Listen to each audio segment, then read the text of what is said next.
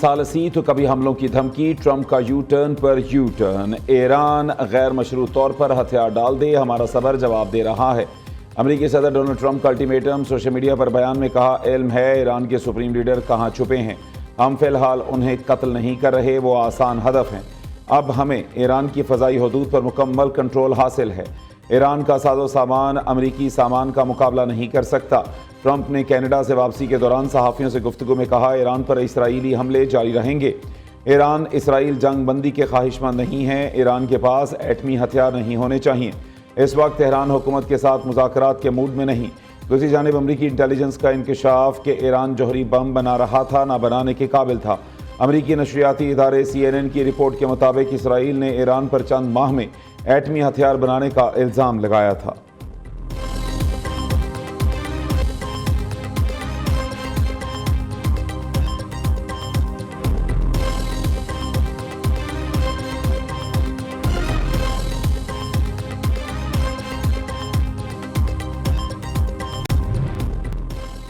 صدر ٹرمپ پر واضح ہو چکا، ایران کے پاس جوہری ہتھیار نہیں ہیں، مشرق وسطیٰ کے لیے مڈل ایسٹ ٹاسک فورس تشکیل دے دی، کچھ چیزیں ایسی ہیں جن کا ابھی انکشاف نہیں کر سکتے۔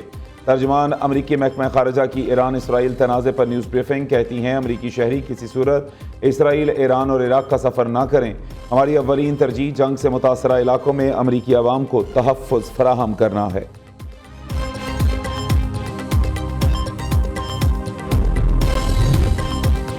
دنیا امریکہ کے بغیر بھی آگے بڑھ سکتی ہے، امریکہ دنیا کا احترام نہیں کرے گا تو سبق سیکھے گا۔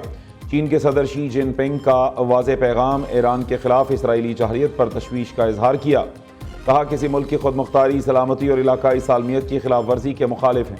دوسری جانب چین کا امریکی صدر پر ایران اسرائیل کشیدگی میں جلتی پر تیر ڈالنے کا الزام، امریکی صدر تنازع کو بڑھاوا دینے میں مصروف ہیں، دھمکیوں سے مشرق وسطیٰ میں امن قائم نہیں ہو سکتا۔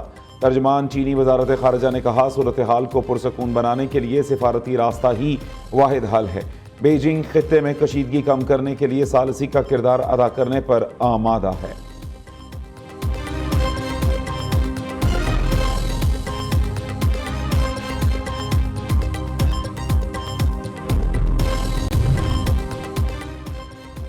مشرق وسطیٰ کا ماحول گرم ہونے لگا، چین نے طیارہ بردار 3 بحری بیڑے مختلف علاقوں میں تعینات کر دیے، امریکی میڈیا کا دعویٰ، رپورٹ کے مطابق چینی طیارہ بردار بحری جہاز فلپائن، جاپان اور کوریا کے قریب سمندروں میں مشقوں کے لیے موجود ہیں۔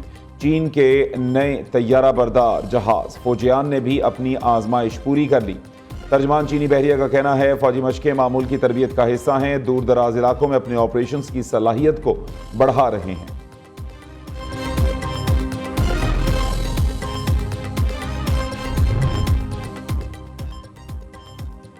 روس کی اسرائیل اور ایران کے درمیان ثالثی کی پیشکش، روسی ترجمان دمیتری پیسکوف نے کہا، اسرائیل کی جانب سے ہچکچاہٹ دیکھ رہے ہیں۔ ایران کا آپریشن وعدہ صادق سوم، اسرائیل پر میزائلوں اور ڈرون سے تباہ کن حملے، تل ابیب اور مقبوضہ بیت المقدس دھماکوں سے گونج اٹھے، اسرائیلیوں کی دوڑیں لگ گئیں، موساد اور فوجی انٹیلیجنس سینٹر کو بھی نشانہ بنایا گیا، حیفا ریفائنری مکمل بند، 3 اسرائیلی ہلاک، درجنوں زخمی، دیگر علاقوں میں بھی نقصان پہنچنے کی اطلاعات، یروشلم سمیت کئی اسرائیلی شہر غزہ جیسی تباہی کا منظر پیش کرنے لگے، ہم میزائلوں سے تنگ آ چکے ہیں، جنگ سے خوفزدہ اسرائیلی کشتیوں کے ذریعے ملک سے فرار ہونے لگے۔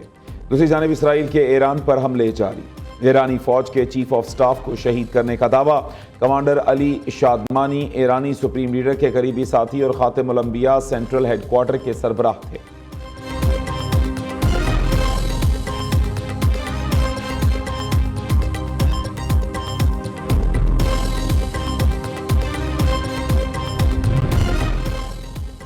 ایران اور اسرائیل کے ایک دوسرے پر میزائل حملوں کے بعد سائبر حملے، اسرائیلی TV channel 1 for life programme کے دوران مبینہ طور پر ہیکنگ کی گئی، جرمنی کے سابق سربراہ ایڈولف ہٹلر کی آواز چلا دی گئی، براہ راست نشریات کرنے والا اینکر ہکا بکا رہ گیا۔ اسرائیل کا ایران کے سرکاری بینک پر سائبر حملہ، آن لائن سروسز متاثر، صارفین کو پریشانی کا سامنا۔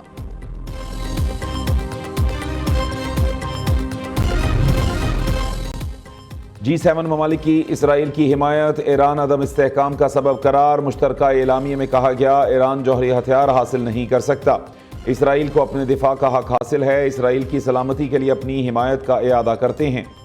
G7 کے مشترکہ بیان میں مشرق وسطی میں وسیع پیمانے پر کشیدگی میں کمی پر زور دیا گیا۔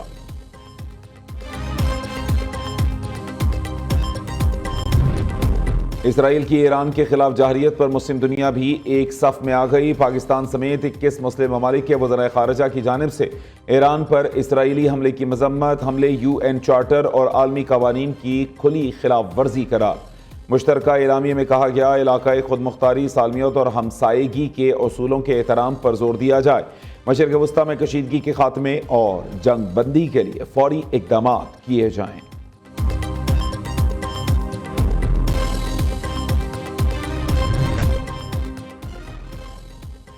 پاکستان کا ایران میں سفارتکاروں کے خاندان کو واپس بلانے کا فیصلہ، تہران میں پاکستانی سفارتخانہ کام جاری رکھے گا۔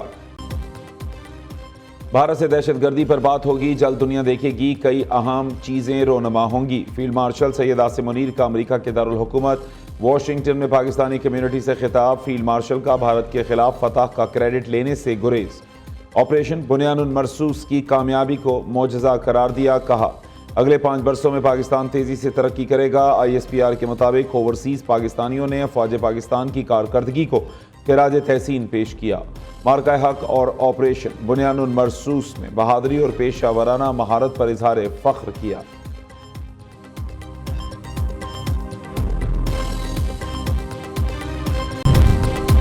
صدر مملکت آصف زرداری سے وزیر اعظم شہباز شریف کی ملاقات، ملک کی موجودہ سیاسی اور معاشی صورتحال پر گفتگو۔ وزیر اعظم نے صدر مملکت کو حالیہ دورہ UAE اور وفاقی بجٹ کے حوالے سے آگاہ کیا۔ صدر آصف زرداری نے کہا کہ بجٹ میں عام آدمی اور کم آمدن طبقے کی فلاح و بہبود کو ترجیح دی جائے۔ بجٹ میں تنخواہ دار، پینشنرز، مزدوروں کے مسائل کے حل کے لیے مؤثر اقدامات کیے جائیں۔ کمزور طبقوں کی معاونت کے لیے سماجی تحفظ کی اسکیموں کو فروغ دیا جائے۔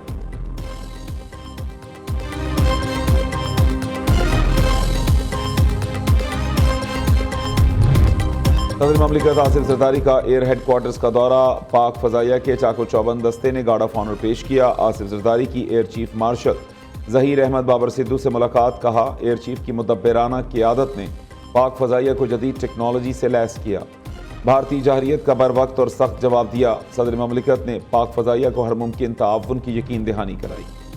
بلوچستان کا 10 ارب 20 ارب روپے کا بجٹ پیش، سرکاری ملازمین کی تنخواہوں میں 10، پینشن میں 7% اضافہ۔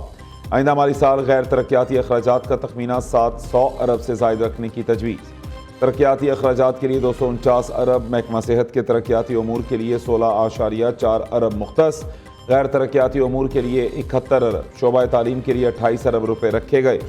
وزیر خزانہ شعیب نوشروانی نے کہا کہ وزیر اعلیٰ سرفراز بگٹی کی قیادت میں بلوچستان مثبت سمت میں گامزن ہے، حکومتی فیصلوں کے ثمرات عوام تک پہنچ رہے ہیں۔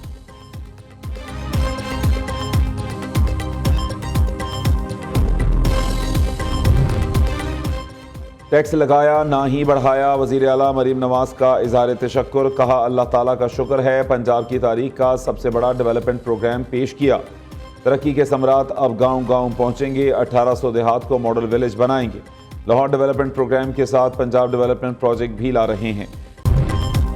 بانی PTI نے احتجاجی تحریک 2 ہفتوں کے لیے مؤخر کر دی، بانی نے کہا عالمی حالات کا ملک پر اثر پڑے گا، سب پاکستانی اس وقت متحد ہونے چاہیے۔ نورین خانم کی اڈیالہ جیل میں بھائی سے ملاقات کے بعد میڈیا سے گفتگو، کہتی ہیں بھائی نے کہا شہباز شریف نے یہ 4تھا بجٹ پیش کیا، غریب کے حالات بہت برے ہو گئے، سارا ٹیکس تنخواہ دار طبقہ دے رہا ہے، 33 لاکھ تعلیم یافتہ لوگ 3 سال میں ملک چھوڑ کر گئے۔ خیر پختونخوا میں جو بجٹ پیش ہوا ہے وہ مشاورت کے بعد پاس ہوگا۔